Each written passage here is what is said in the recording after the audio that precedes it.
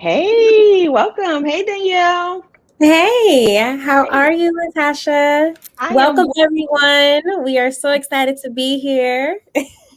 Yes, we are, guys. We've been trying to get this together for a couple months and just schedules have been conflicting and things. But I just introduced myself. I'm LaTasha Nicole, also known as that startup girl. And I know you guys know Miss Danielle Mitchell over here from The Average Black Girl. And we're both two female entrepreneurs, CEOs. And we want to talk about today about being a CEO, being an entrepreneur during a pandemic at that.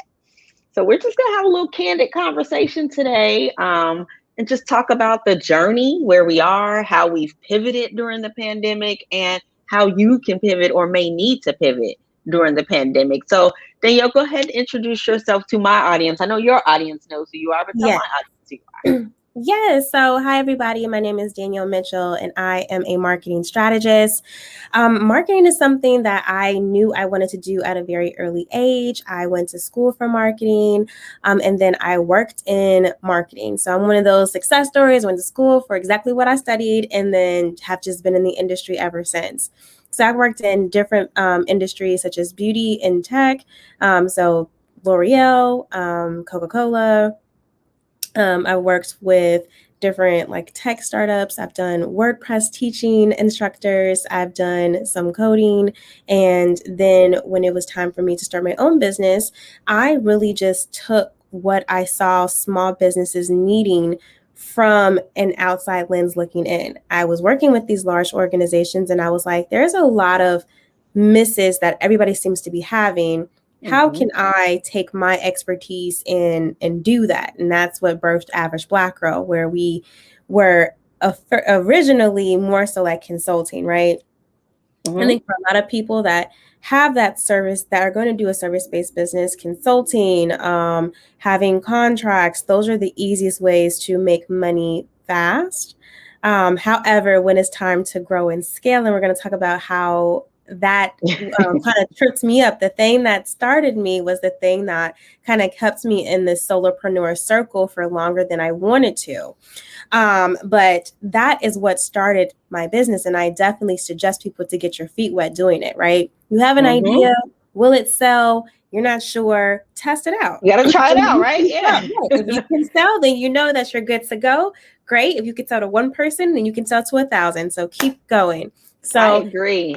that is where I started my business. And from there, worked with different contracts from all over, from beauty to, like I said, tech. And everything in between, like law firms. I've done different medical practices, like everything in between. It was a really fun ride where I got my name out. I networked like crazy, and that led me to where I was right before the pandemic. The pandemic happened. I got two really great contracts, one in beauty and one in tech. And right when the pandemic started, I lost them Boom. both. And I said that that will never happen to me again. And I'm going to pause that story so that you can introduce yourself to my audience. But that is where I was right up until the pandemic. And I'm so grateful that the pandemic happened and I was able to pivot because of what happens next. But I want you guys to follow that story, right? Like it was Stay with me. I that. had my brand, I had my business. But sometimes when you get these contracts, it's a lot of money. It's, they're paying you more than you would have been if you were an employer because you don't have the benefits and stuff. So there's Mm-hmm. great things. But then there's also, they'll throw more at you. Oh, can you do this? And now can you do this? And now can you do this? And where I was at was my business was pretty non-existent because I was so busy working on someone So else's. let's pause that. Yes. You guys make a note of what she just said, and then I'm going to tell my story, and then we'll Yes. get to it. So I am LaTasha Nicole, also known as that startup girl, and my story is a little bit different than Danielle's. I am actually what you would call a serial entrepreneur, right? So I've had businesses for years. I've had different types of businesses. I've had corporate jobs, but I'm one of those people that I like to say is kind of unemployable. And it's because I'm a creative, right? My mind is always going. I like to think and I like the freedom of time, right? Most entrepreneurs go into it for money or time. One of the two things, or something that you love, passion, right? But it's a lot more to it than that. And like I said, I'm that startup girl because I can start a business like that. I know all the essentials. I know the forms to fill out. I know the numbers to call. I know how to get the EINs, all of that. I have great ideas and great concepts. But part of the problem with new businesses is that we can start it, but can we make it sustainable? Can we scale it? Can we keep it going? And there are a lot of sacrifices, a lot of bumps in the road, a lot of days that you're going to cry. You're going to be broke sometimes before you get, I'll say, stable. I won't even say wealthy. Before you get stable, you'll probably be broke. You got to learn different things. And to be an entrepreneur, man, you got to be willing to really put in the work and make those sacrifices. If you could see right now, and I point this out because I know you can see it, like I chipped my front tooth at the very beginning of the pandemic. And I couldn't even go to the dentist to get it fixed because all the dentist offices were closed, right? But I had to keep going in business. I couldn't just pack up my bag and close my business and not make any money because of a cosmetic issue. So I had to keep going. And those are the type of decisions that you have to make as an entrepreneur, as a business owner. Your business, a lot of times, rides on the decisions and the choices that you make.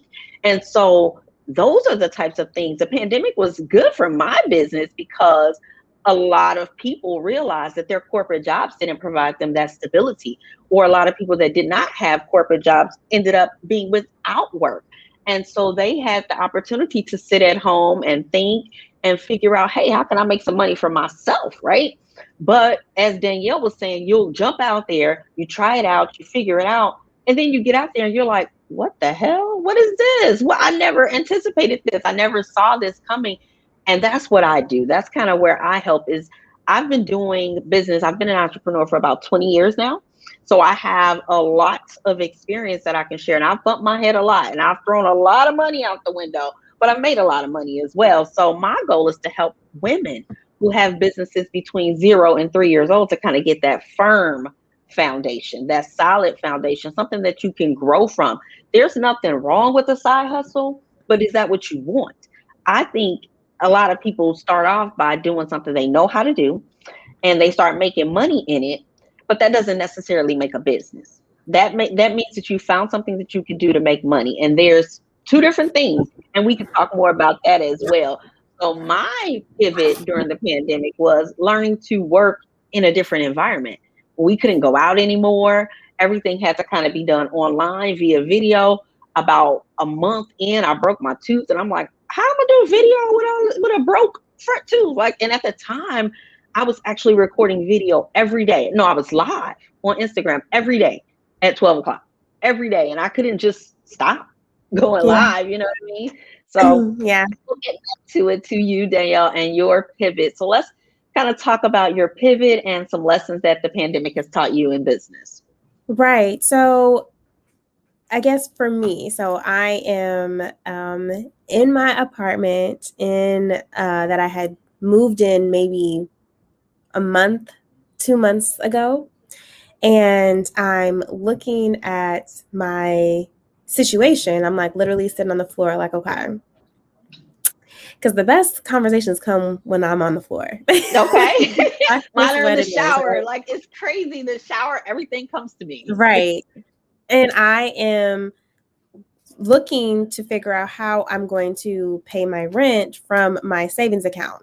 So I have a savings account. It's like with the Black-owned bank in Atlanta, and I don't even have like a card there, right? Because I did that on purpose. You don't touch the money. Savings, not for spending. So I don't even need to figure out how to get in contact with this. So now I'm like on the phone with them, like, hi, I need you to mail me a ATM card so that I can get some money out so I can pay this rent.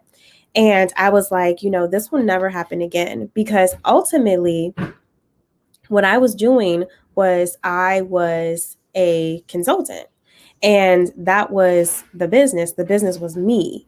And when the business is only me, it's not scalable. It's not growable. Especially when I need to be hands on feet or face to the ground on what's going on. So I was like, what can we do to still have a consulting piece, right? Like, I'm good at what I do, but I want to work with bigger brands. I want to work with more stable brands. I want to work with a different type of communication power, a different type Mm-hmm. of clientele, right? So I Mm-hmm. figured out that that's what I'm going to do. But before I hop right back in there, what can I do with my brand so that this will never happen again? And so I decided to create my first physical product. And So so, before you can I let me jump in really yeah, quickly because I want to touch on that. Because what happens is we know, as I stated, we find something that we can do and we can make money doing it and we jump in and we do it.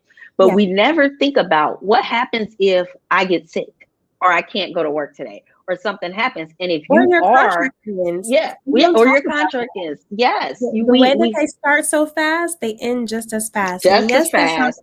and yes, they signed different contracts and they do different stuff, but they will, they don't, you're not gonna, most times, you're not gonna go to court over it. So it's not Hmm. really enforceable to that point. And a lot of times, because they're small businesses, they make decisions off of emotion, Hmm. and that's just Go the on. name of the game for some of these CEOs. Just because you're CEO, that just means that you have enough, that you have a business and that you have a service. That doesn't mean that you're the best at what you're Hmm. doing, or that there's all Hmm. these stipulations, or PPPs and all the things that you There are have to no go rules, right? Like through. you, Yeah, anybody can be a CEO. anybody can, and so therefore you're dealing with different personalities. So as much as it's great, it's also sometimes there's it's part of dealing with B2B or B2C businesses. It's a part of the game that people don't talk about, right? Hmm. You'll be like, oh my God, I got this contract. And then 6, 7 months later, it's not working out. And they don't care about you. Like It's it's the business. It's game. business. It's business, but also you just have to be very mindful. A lot of bigger businesses will use people that are trying to get their feet wet, trying to grow, Hmm. and you're trying to prove yourself because you ultimately want a longer term role in whatever company that you're working with. And they know that, and they sometimes use that to Their against your better benefit. judgment, because Hmm. now you're doing things that are outside of your contract that they necessarily aren't actually paying you more for. Yeah, you may get extra dollars, but ultimately you're doing things that should be another person or another thing. And when it ends, it's just no benefit. And it's like a rabbit race. I see the turnarounds so often in these Hmm. industries that that's also, I think, that needs to be taught. Like, yes, you got these things, but there was probably 10 people before you, and there's going to be 10 people after you. And After that's you, okay. That's okay, disposable. but let's work on how you can grow your business. So for Hmm. me, I actually, right at the top of the year, went to a conference and I heard a lady named Crystal Swain Bates talk, and she's a multiple serial book author. And so from there, I actually my first. I felt empowered to start my first while I was here. I was like, okay, rent's paid, I'm good. Let me figure out how to create this book. And so I created for me an adult coloring book for breast cancer patients as my first kind of test market. And Okay. I pitched it actually to a company, but they declined it. They didn't want to use it. They didn't think it was a good idea. So Hmm. I was like, well, I still think that that's a good idea. I think that there's a big gap in this community, because I have worked with the community very closely. That previous October, I was like, I'm going to do it. I did it, created it, sold like 100 copies in like a month. And I was like, oh, this could be super Okay. cool. Right. And I didn't really have to try anything. And then because it's a physical product, and because it's coloring, people were buying it for people that were going through cancer. Therapy. People were buying it Yeah. just for therapy. Right now we're in the pandemic, so it's the perfect time. People are inside. They're trying to be, Hmm. release stress. I had done my research, so I knew that adult coloring books were on the rise. That's that marketing part of me. And so I created that first one. And then from there, I was like, okay, as a person, what else do I need? As a brand and then as a person. So as a Hmm. brand, I was like, I want to create my workbook because Okay. I want to have a workbook about marketing and things that I talk about, digital marketing, creating your own products, all the stuff that I preach and that I was doing for other people that I'm now doing for myself. Let me package that up so I can grow and be that subject matter expert. Okay. After that, I was like, okay, let me start creating journals and planners and workbooks. And so I partnered with a designer and we just kind of knocked it all out. And then from there, I started doing it to other people because people want Hmm. to know, oh, what you're doing, can you do it for me? And And so also a good point about what you're saying, and I know you're probably leading here, is those multiple income sources. You gotta have cushions. You gotta not only are have there multiple income, but it's passive income because I'm selling it on Amazon. And so I'm not having to print, I'm not having to ship. anything. And Yeah. I've now decided, yeah, the first one was really me hands-on and figuring out the systems and stuff. But I'm actually now able to work with a team of designers. So I'm not having to do everything from front to back. Yes, I'm managing projects just like I would with any other client that I'm working with. But now I'm managing projects within my own team. That's more Hmm. money for me to keep. That's less work for me to do. Look at And that. because I have this now down pat, like I'm really good at this thing. Like I may not be great at everything, but But you're this good right at here, this thing. Yeah. this is my jam. And so now it's not that hard. I have systems, I'm using more tools, I'm just making it better. But as my team is growing, as I get more people, I don't think, oh my God, I can't take any more work. I'm thinking now, oh, let me just hire more Who can people. Let me I have more hire? people on my team. Yeah. Yeah. Yeah. And then my projects that I'm doing now, so full circle. Now there's a company that's coming like, hey, we want to work with you. We want you to manage, they gave me a couple things to manage. And I was like, okay, I'll manage it. And they brought me more stuff and they were like, we want to work with you longer term. And I was like, before we do that, let's be clear. I have my own company. There are things that I'm going to do that are going to be for my company, first and For your foremost. own brand. So, so let me know what is important here. What are the priorities? What time commitments do you need for me to be on meetings, and then everything else I'll just work on and just knock out myself, and just let me know what the priorities are. And so I came in with more boundaries that time, and then they respected those boundaries. Who Important. knew, right? They It's respected important. And this is a life lesson, actually. Setting your boundaries teaches people how to treat you. boundaries. And as new business owners, a lot of people, we're like, oh, they want to give us some money, and we jump at it and we take that money, but it ends up putting us further back. Sometimes we don't even make enough money to substantiate the time and the work that we're putting into a project. So you have to, as a business owner, look at especially as the CEO, right? That term CEO, it really is chief executive officer. You are the brains, you are the decision maker, you are the person responsible kind of for the successes of the business. So you got to kind of look at it. Don't just take that title lightly. Look and see if this decision that you're making is the best for the business. And that's what you did this time, Danielle. And I like that. I Yes. like that. What is best for the business also what's best for my mental health. And then every time they ask me for more stuff, I ask for more money, right? And sometimes I get it, sometimes I don't, but majority of times I do get it because I'm proving myself and I'm giving ideas, and it's things that is within my realm. And now when I move forward with other clients, some will try and I'll be like, no, I just want to do this, this, and this. And hey, it seems like you need a virtual assistant now to help you with your stuff. I'll help you with this, but I'll help you with, I won't do that. Versus before, when you're just trying to get your feet wet, Trying to do it all. Yeah. I figured out what I'm really good at and what works for me. And what works for me is I'm going to do what is best for my ability so that you can sell, versus trying to just do everything in nickel and dime. I also now can help when I'm talking to people like, hey, you can do this. You don't have to do this to have this part of your business. Exactly. Or I'm empowering people like, hey, you're not getting the sales because you're so bogged down on work. Well, you need to be the person showing up and connecting with people and connecting with the audience and doing that. Like that should be, if you don't do anything else in your business, you need to be the face and bringing more people in, signing these contracts and figuring out that money, that revenue generation. Yes, Then you I can agree with outsource. that. You can't get a team without paying. And some of my designers, they You need want it up money. front. They were like, oh, you want me to do this project? Here go the invoice. Here go the invoice. It's the truth. People need, because we're all different in the same space, right? We're all trying to make money. We're all trying to get paid, and we love to work with each other, right? We want to help I want to help other women that look like me to be successful. And so when you come to me, and well, if I come to you and I want you to provide a service and you send me an invoice, I need to pay your invoice to retain your services. But what we also have to understand, a lesson that you just mentioned and that I run into a lot with my clients who are new to the startup space, is trying to do everything.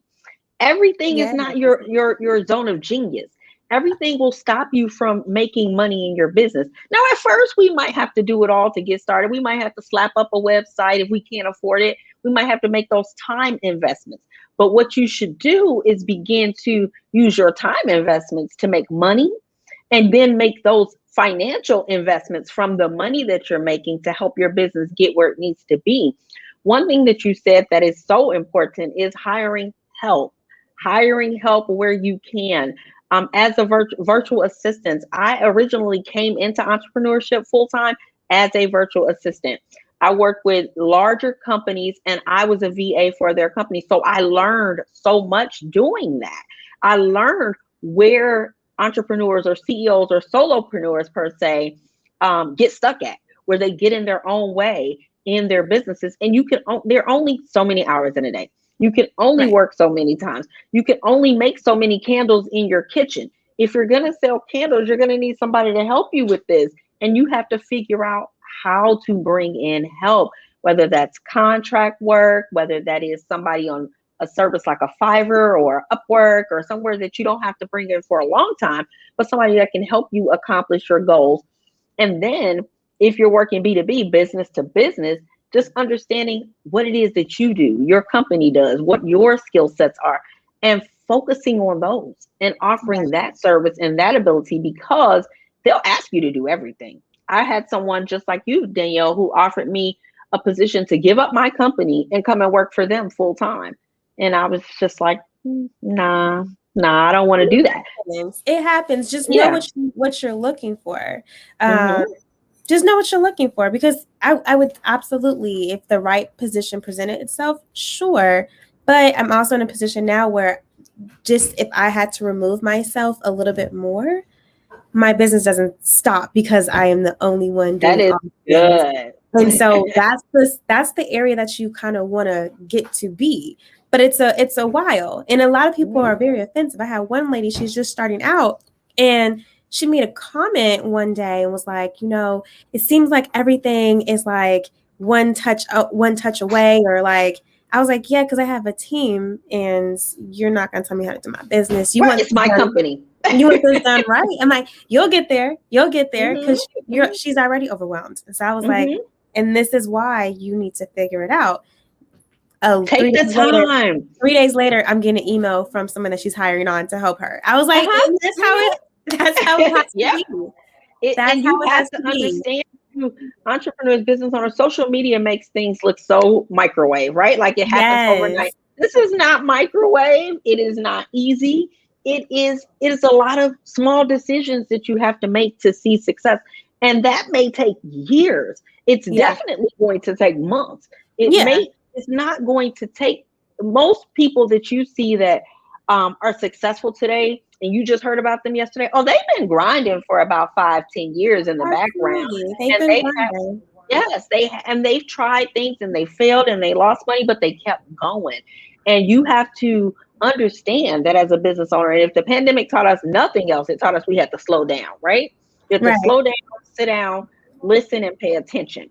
And what you learn is, man, maybe I shouldn't be. Why would you do, side note, why would you do something that's going to take you 6 hours to do, right? When I can call Danielle and she can do it in 30 minutes and I can pay her, what's a good use of my time and my resources here? Yes, You know? and that's the growing and scaling. That is, Mm-hmm. it's hard, and people are like, "Oh my God, managing people is hard." Yeah, some people are not going to work, and some people are.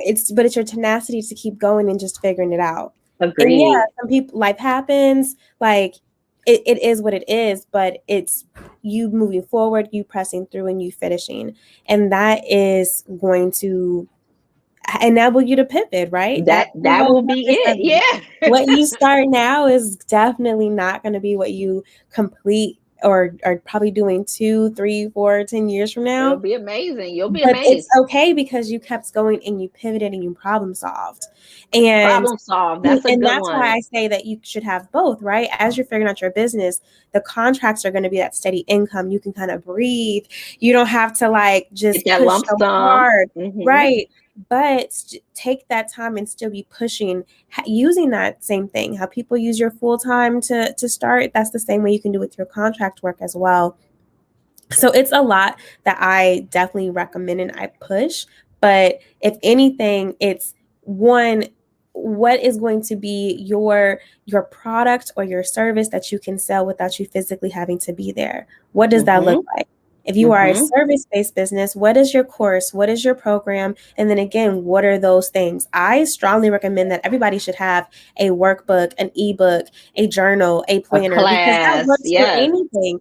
If you are in finance, if you're in accounting, you can have an accounting planner, you can have an accounting course, you can have an accounting journal, you can have an accounting ebook, and that can work. So there's so many other things that can work. I agree 100% in that you have to have different touches in your business because one, in order to see success in your business, you have to, people need to see you 5, 10 different ways, right? 5, 10, 20 different times. But also what we both should probably know at this point is it's so much easier to get a current customer to get something else from you than to bring in a new customer. So what you want to do is those customers that you've brought in, you've wowed them, you loved them up, you nurtured them, you've seen success with them, they will shop with you again. So don't forget about your customers that are already in your database, those that already love you. Give them a planner so they can continue the work that you all have done together. Give them some ideas. Give them things like this that you can record and package up and sell again. Those are all different things. A Absolutely. class, jump on Zoom. We have so much technology and we have to learn how to leverage it. Any successful business has arms, right? It has arms and it has legs. It's not just one person doing one thing as the technician of their business. That's how you start. But when you're ready to make more money, if you're trying to be, the buzzword 6 figures, more times than not, you're not going to get to 6 figures by yourself doing one thing. No. You're going to need some help somewhere to do something. And so and another thing you touched on, Danielle, that I definitely want to speak on is pivoting and problem solving every day. Every day there's a new problem to solve. When you have clients, when you have contracts, you cannot give up because there is a problem to solve. Because there's always going to be a problem to solve. There's always going to be Right. something to figure out, and you have to assess it. You have to look at what that problem is and say, okay, how can I change my course and pivot, right? Because pivot is how you keep going. Pivot is seeing the problem and figuring out a new solution or a new workaround or a new way to get to the money. As my mug says, I be getting to the money. Can y'all see that? But that's what it's about, is staying focused on what's important to you. If it's important to you to have a business that is continually bringing in income, if it's important to you to have a business that allows you to do the type of things that you like and you enjoy and make money doing them, and if it's important to you to also have freedom of time, because that passive residual income gives you the time to be able to say, you know what, I'm taking a long lunch today, and you still have money coming in. And one of Yep. the pivots for me or aha moments during the pandemic is I actually contracted COVID. So I was down for a period of time early this year. And I didn't see it coming. I had done all the right things. I was at home. I wasn't going. I don't even know how I got it, to be honest. It may have been a delivery person or something of that nature. But I was down for 2 full weeks. And that could, if you don't have a plan, if you don't have a policy, your whole business can go away in 2 weeks. Customers are client. Why you're laughing? Clients are contractors are calling, invoices are coming in, contracts are coming in, and you're not able to respond and answer. What happens? People start to think that you're shady or shaky in business. Yeah, that's so Yeah. true. I think that, yes. And then in the stage of digital times, again, for people that are looking, they're like, I don't know how to do that. Don't make it complicated. Mm-hmm. You can make a free ebook and have 3 steps, 3 pages, and as long as it's giving information, that can be your lead generator, right? That's how you can build your email list. You Mm-hmm. can start out with writing down what you think that you would like, or what kind of planners and journals and workbooks do you like, right? Think of the you 5 years ago. What do you wish that you would have That's known? good. What do you wish that you would have seen, what you would have been exposed to? That's what you create, and that's who you sell to.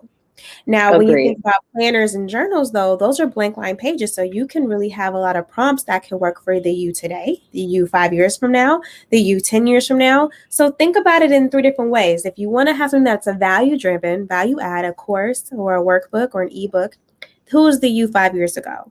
And if you're thinking Mm-hmm. about a journal or a planner, well, what do you like and What what do can you you think? use? And that's going to open up your horizon of who can even, work with you or buy from you. Because a lot of people, my friends and family, they don't want to be entrepreneurs, but they'll definitely buy a planner or a journal Mm-hmm. because they Agreed. use them And that's anyway. important too. Also, understanding who your clients are. A lot of Yeah. times, we new entrepreneurs struggle with friends and family. Friends and family may or may not be your ideal client for Depending what on your what you're business doing. is. Yeah. Exactly. And you have to know that. And don't, like, for you, for marketing, Danielle, if your friends don't want to start a business, well, they're not your clients. Or if they're not interested in growing their business or their product or service, they're not, and you can't get mad as a result of that. You have to find those people who are, look, because there are people out here that are looking for marketing experts. There are people out here that are looking for business coaches. There are people out here that are looking for whatever your business does.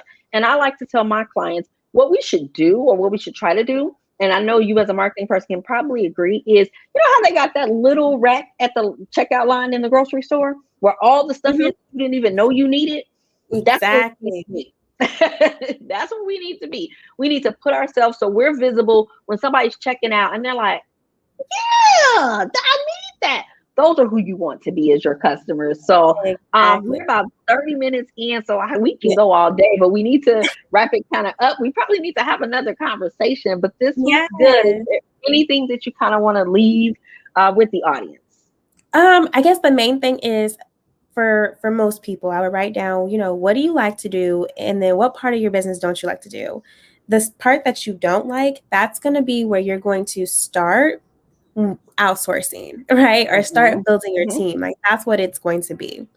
And then the other thing is, consistency is key, right? So if you feel like you're one of those people that are struggling to make new connections, struggling for new business, struggling for any of that, you have to have time to connect with your audience and to put yourself out there. There's so many people that are really good at what they do. I would say that they're an expert. They're an expert level of what they're doing, but they're Mm-hmm. so busy that they don't have time to connect with their audience and talk to the world.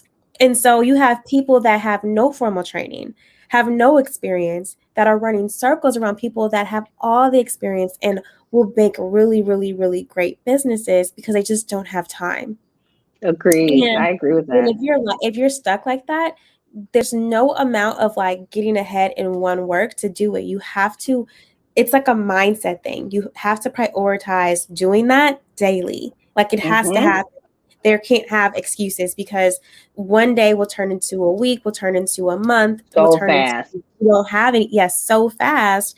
And time waits for no one. And so if you're one of those people, get out, keep going, and figure out again what is one thing that you can do from your business that if work gets busy you can still be pushing and making money. So figure out what that looks like, and again that might be going from one-on-one consulting to having a group coaching to having a Mm-hmm. membership. It could be so many different things, but you have to Mm-hmm. figure out what that is for you. And if you're I having agree. questions with that, that's what me and LaTasha are for. We're here for you to reach out, for you to comment and stuff. But a lot of times most people that come to me, you've taken some trainings, you've done some classes, you've gone They to a seminar, implement. you know what to do. Your struggle is implementing, and if Mm-hmm. your struggle is implementing, that means that you have no time, Mm-hmm. um, or you have no money. Mm-hmm. Most people have one or the other. Rarely do people not have time and not have money. Right. But either way, if you're struggling with that, it means that you need to outsource and you need to start selling. And Like the you have to interesting part, you have to figure something out. Like start. sometimes you have to sit down and say, okay, pause. What can I do to bring in some money? Right? What can I Period. do? So it's funny. I have this little notepad, right, that I put on my desk. This is the green one. The green one is about money. If it makes it to this green pad, we're talking about money. If it's not about money, it goes here on the, so when you need to make money, you need to have a list that's forefront in the front of your face about what do I do to make money, and analyze your business. What parts of your business are actually making money, and what parts are not. That's Yes. important too. We have so many offerings and so many services that we offer and so many things on our list, and some of them are not making money. They're actually costing money. So you do have to figure out what parts of your business can you do that's your expertise to make money, and then where can you outsource.